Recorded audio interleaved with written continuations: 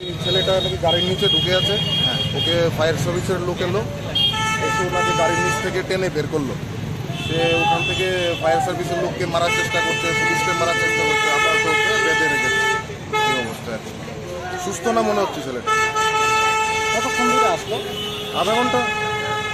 ওকে পুলিশই দেখেছে ও গাড়ির নিচে ঢুকে আছে, পুলিশই দেখেছে গাড়ির নিচে ও ঢুকে বসে আছে, এই গাড়িটার নিচে, এই গাড়িটার নিচে ভিতরে, একদম ভিতরে ঢুকে আছে গাড়িটা। মানে দেখা কি মনে হয়েছে প্রাথমিকভাবে?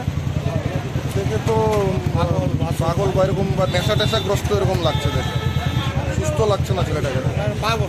পাগলই এরকম, হ্যাঁ সুস্থ হেরে বাইনা রাখছে।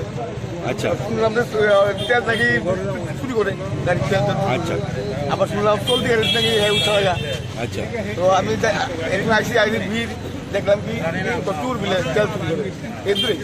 আচ্ছা, এখানে কি আপনি কোনো রকম অনুভব করছেন যে ফায়ার সার্ভিস এবং পুলিশ তার দায়িত্ব নিয়ে মানে টানাপূরণ চলছে? এটা কি ফায়ার সার্ভিসের দায়িত্ব না পুলিশের দায়িত্ব? এই লিয়ে টানাটানি চলছে। এটা তো আমি তো মাত্র আইলাম, এখন দেখলাম পুলিশ তো আগে থেকে আছে। ফায়ার সার্ভিস দায়িত্ব তো পুলিশের, দায়িত্ব দায়িত্ব পুলিশের। পুলিশ আইছে তো পুলিশ তো আইলেই, পুলিশ আইলেও পুলিশ এখন যা শুনলাম এখন নিয়ে যাবো থানাতে। ছিল এরপরে সব ফায়ার সার্ভিসে তারা না বাইক করছে, ফায়ার সার্ভিসে ঘুষি দিছে, লাঠি দিছে, ফায়ার সার্ভিসে তাকে মুখ দিয়ে রক্ত নিয়েছে। তারপরে বাঞ্চে সবাই মিললা মানে ফায়ার সার্ভিস পুলিশেরা তো হ্যান্ড ওভার করে নিয়ে গেছে।